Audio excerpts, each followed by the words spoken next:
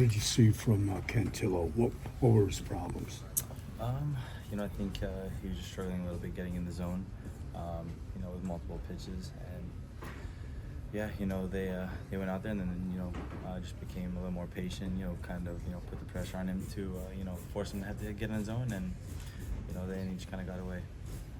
Is there anything you can do as a catcher in that situation? I mean, just try to give him the best target that I can, kind of work with what he's, working with and, trying to find a solution, whether it's a better sight, whether it's, a sight getting up, getting down, just kind of working with him and ultimately trying to give him the best look possible. When there are wild pitches like that a lot in a short span, do you go back and think, like, were any of them really close? Could you have done different on it, or was it just one of those nights? I mean, I think it's a little bit of both.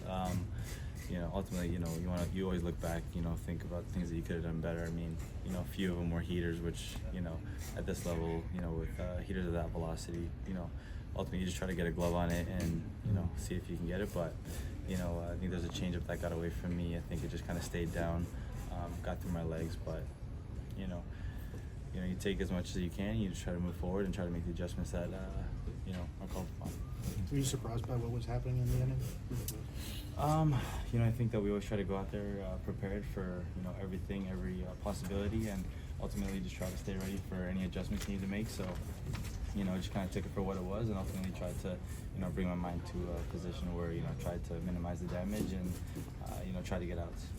How hard is it to go up against a lineup that leads the majors in walks and doesn't chase very much?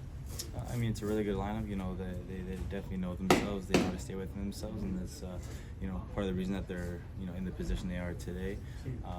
But it's just you just got to get in zone. Force them to have to do damage, and try to continue to put yourselves in the right spots on the defensive end. So just an adjustment that we're gonna have to make for the games moving forward. And there's more baseball to be played, more games to be had. So, looking forward to the next ones. You say anything to Joey after an outing like that? Is he the kind of kid who, brushes that off easily? Yeah, I mean, Joey's not a guy I really worry about in terms of confidence or getting his mind back to a right spot. He wants those moments. Whether he comes out on the good end or the bad end, and he always looks for new ways to get better and adjustments. To be able to have better outings moving forward. So, you just kind of pick him up, let him know that, this team's behind him at all times, and, just let him take care of the rest. He's got a strong head on his shoulders, and, a guy that I'm very happy to have on my side. How difficult is it, especially the game plan for that run of Soto, Judge, Wells, and Stanton? I mean, they're very respected hitters. And you go in just understanding who they are and respecting things they've done in this game. At the same time, you have in your mind that they're human. You just go out there, try to make good pitches, attack them like anyone else, and try to get outs.